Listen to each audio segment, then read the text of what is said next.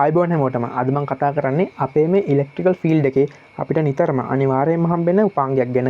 ඒ උපාංගය තමයි මං ගාව මේ අතේ තියෙන කන්ටැක්ටර් එක.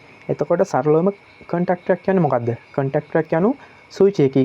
එතකොට අපි මේ සාමාන්‍යයෙන් ගෙදර පාවිච්චි කරන මේ වගේ ස්විච් එකක් නෙමෙයි මෙන්න මේ කන්ටැක්ටර් එක කියන්නේ. කන්ටැක්ටර් එක කියන්නේ විද්‍යුත් චුම්බක බලයෙන් එහෙම නැත්නම් මැග්නටික් ෆීල්ඩ් එකෙන් ක්‍රියා කරන ස්විච් එක තමයි මෙන්න මේ කන්ටැක්ටර් එක කියන්නේ.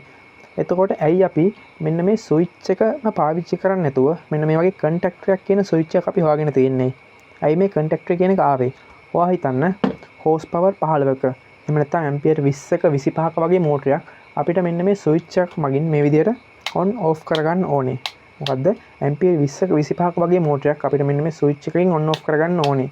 නමුත් ඒක එහෙම කරන්න බෑ. ඒකට හේතුව තමයි ඇම්පියර් 20ක් 25ක් වගේ ලොකු ඇම්පියර් ප්‍රමාණයක් මෙන්න මේ වගේ ස්විච් එකකින් අපි ඔන් ඕෆ් කරද්දී ඒකේ මේ ටර්මිනල් අතර විශාල ආක් එකක් ඇති වෙන්න පුළුවන්. ඒක නිසා මෙන්න මේ ස්විච් එක පිච්චෙන්න පුළුවන්. ඒ වගේ මේක ඔපරේට් කරන ඔපරේටර්ට අනතුරක් වෙන්නත් පුළුවන්. අන්න ඒ හේතුව නිසා තමයි අපි මෙන්න මේ කන්ටැක්ටර් කියන දේ අරගෙන තියෙන්නේ. එතකොට මේ කන්ටැක්ටරෙන් එන්නේ එහෙනම් ඉහළ දාලා පාලනය කරන්න පුළුවන් වෙන්න ඕනේ. මොකද්ද? ඉහළ ධාරාවක් ලොකු ඇම්පියර් එකක් පාලනය කරන්න පුළුවන් වෙන්න ඕනේ.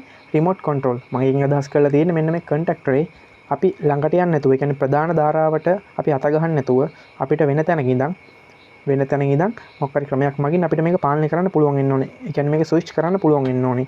ඒ වගේම මේක ක්‍රියා කරන ඔපරේටර්ට හානියක් නොවෙන්න ඕනේ. හරි, දැන් මම ඔයාලට සරලව මෙන්න මේ කන්ටැක්ටරේ ඇතුලේ තියෙන දේ ගැන පැහැදිලි කරන්නම්. මම මෙන්න මෙතන ඇඳලා තියෙනවා. කොයිල් එකක්. ඒ වගේ මේ කොයිල් එක සම්බන්ධ වෙලා තියෙන යකඩ හරයක්. තව ඒ වගේම උඩ තියෙනවා යකඩ හරයක්. ඒ යකඩ හරයට සම්බන්ධ වෙලා තියෙනවා ටර්මිනල් කොටස් දෙකක්. එතකොට මේ කන්ටැක්ටරේ ඇතුලේ තියෙන කොටස් ටික තමයි ඔය. මේ කන්ටැක්ටරේ තියෙනවා කොයිල් එකක්. මේ තියෙන කොයිල් එක. මෙන්න මේ කොයිල් එකට අපි දෙනවා සප්ලයි එකක්. ඒක DC වෙන්න පුළුවන්, AC 230 වෙන්න පුළුවන්, AC 400 වෙන්න පුළුවන්. මේ කන්ටැක්ටරේට අදාළව අපි දෙනවා මේ සප්ලයි එකක්. එතකොට මෙන්න මේ කොයිල් එක ඇතුලේ හැදෙනවා මැග්නටික් ෆීල්ඩ් එකක්. මොකද්ද? විද්‍යුත් චුම්බක බලයක්. මෙන්න මේ හැදෙන විද්‍යුත් චුම්බක බලය නිසා මෙන්න මේ තියෙන උඩ තියෙන චලනය වෙන යකඩ හරය. මොකද්ද මේ උඩ තියෙන චලනය වෙන යකඩ හරය පල්ලෙහාට දෙනවා. මම ඔයාලට ඒක පෙන්වන්න සරලව. මේ තියෙන මං ගලවපු කොටසක්. මේ තියෙන කන්ටැක්ටර් ඉස්සරහින් බැලුවම එතකොට මෙන්න මේක තමයි යකඩ හරය.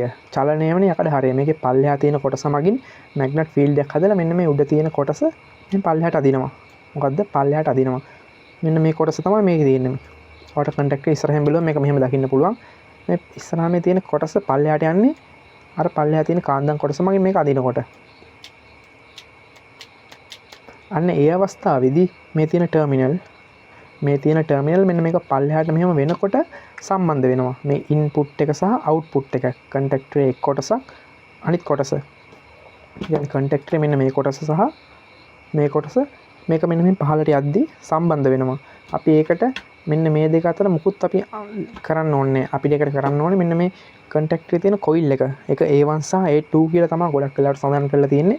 මෙන්න මේ කොයිල් එකට අපි දෙන්න ඕනේ අදාළ සප්ලයි එක. එතකොට මේ කන්ටැක්ටරේ මේ තියෙන උඩ තියෙන කොටස පල්ලෙහාට ගිහිල්ලා මේ කන්ටැක්ටරේ මෙතන සහ මෙතන සම්බන්ධ වෙනවා. ටර්මිනල් දෙක අතර සම්බන්ධ වෙනවා. ඔයාලට ඒක මෙන්න මේ කන්ටැක්ටරේ මේ 2 පෝල් කන්ටැක්ටරෙන් හොඳට බලන්න පුළුවන්. මේකේ පල්ලෙහා තියෙන කොයිල් එක. මේ කොයිල් එක මගින් මැග්නට් ෆීල්ඩ් එකක් හැදුවම මෙන්න මේ උඩ තියෙන කොටස පල්ලෙහාට යනවා. ඒ උඩ තියෙන කොටස පල්ලෙහාට යද්දී ඔයාලට පේනවා ඇති මෙන්න මේ තියෙන කොටස. මෙතන සම්බන්ධතාවයක් ඇති වෙනවා. ඔයාලට පේනවා මේක පල්ලෙහාට යද්දී මෙතන සහ මෙතන අතර මේ 1 සහ 2 අතර සම්බන්ධතාවයක් ඇති වෙනවා. ඒක වෙන්නේ අපි මේ කොයිල් එකට අපි අදාළ සප්ලයි එක දුන්නාට පස්සේ ඒකේ විද්‍යුත් චුම්බක බලයක් හදාගෙන මේ ඉහළ තියෙන කොටස පහළට යනවා. එතකොට අපිට පුළුවන් මෙතනට සහ මෙතනට මම ඉස්සෙල්ලා කිව්වේ ඇම්පියර් 20 සහ 25 මෝටරයක්. ඒකේ ප්‍රධාන සප්ලයි ධාරාව මෙන්න මේ හරහා යවුවොත් අපිට පුළුවන් මේක මෙන් පල්ලෙහාට කරලා අදාළ ධාරාව මේක හරහා යවන්නේ. ඒකෙන් අපිට කිසිම අනතුරක් වෙන්නේ නැහැ. මොකද අපි ඒක පාලනය කරන්නේ මෙන්න මේ කොයිල් එකට සප්ලයි එක දීලා. මම ඔයාලට පෙන්නන්න මේ කන්ටැක්ටර් වැඩ කරන විදිය. මම කන්ටැක්ටර් ටිකක් තියෙනවා. මේ කන්ටැක්ටර් අපි ප්‍රධාන ටර්මිනල් වලට කිසිම සම්බන්ධයක් දීලා නැහැ මෙතනදී. මේ අවස්ථාවේදී මෙතන මේ 1 සහ 2 කිසිම සම්බන්ධයක් නැහැ. ඒ වගේම මෙතන මේ ප්‍රධාන ටර්මිනල් වලට කිසිම සම්බන්ධයක් නැහැ. මම ඔයාලට ඊට කලින් පෙන්නන්න මේකේ මේ ඩයග්‍රෑම් එක. ඔයාලට පේනවා මේ තියෙන්නේ කොයිල් එක. මේ ඇඳලා තියෙන කොයිල් එක තමයි මෙතන ඇඳලා තියෙන්නේ. මේ A1 සහ A2 කියලා කොයිල් එක තියෙනවා. ඒ වගේම මෙතන තියෙනවා මේ 3 පෝල් එකක්. L1 T1, L2 T2, L3 T3. එතකොට මේක සාමාන්‍ය තියෙනකොට මෙන්න මේ දෙක ඕපන් වෙලා තියෙන්නේ. මේ ඕපන් වෙලා තියෙන්නේ මම මෙන්න මේ A1 සහ A2ට අදාළ වෝල්ටීයතාව දුන්නාට පස්සේ අදාළ සප්ලයි එක දුන්නාට පස්සේ මෙන්න මේ L1 සහ T1 මේවා සම්බන්ධ වෙනවා. L2 සහ T2 මේක සම්බන්ධ වෙනවා. එතකොට මේක තමයි කන්ටැක්ටින් වෙන ප්‍රධාන වැඩේ. මෙන්න මේ ඊට අමතරව මේකේ තියෙනවා මේ 13 14 කියලා NO point, තව NC point. අපිට ඊට අමතරව මේකට මේ වගේ කන්ටැක්ට් එකක් උඩින් තව අපිට එකතු කරගන්න පුළුවන් මේ වගේ. අපි නම් කන්ටැක්ට් එක වැඩ කරද්දී මෙතන මේ කොටස පල්ලෙහාට යනවා. මේකෙත් අපිට ගන්න පුළුවන් NC කොටස් තියෙනවා, NO කොටස් තියෙනවා.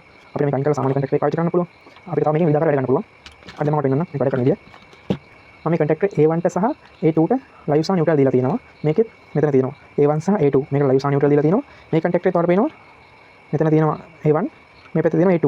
ඒ දෙකට මම ලයිව් සහ නියුට්‍රල් දීලා තියෙනවා මෙතන. අපි බලමු මේක වැඩ කරන විදිය. දැන් මට මේ කන්ටැක්ටර් කිසිම විදිහකින් අල්ලන්න ඕනේ නැහැ. කන්ටැක්ටර් ළඟට යන්න ඕනෙත් නැහැ. මම මේ A1ට සහ A2ට දැන් සප්ලයි එකක් දෙනවා.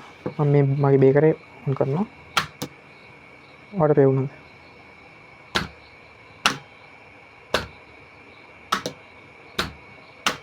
ඔන්න ඔක තමයි සරලවම කන්ටැක්ටර් එකෙන් වෙන්නේ. අපි මේ ගැන මීට වඩා ඉස්සරහට තව විස්තරාත්මකව කතා කරමු.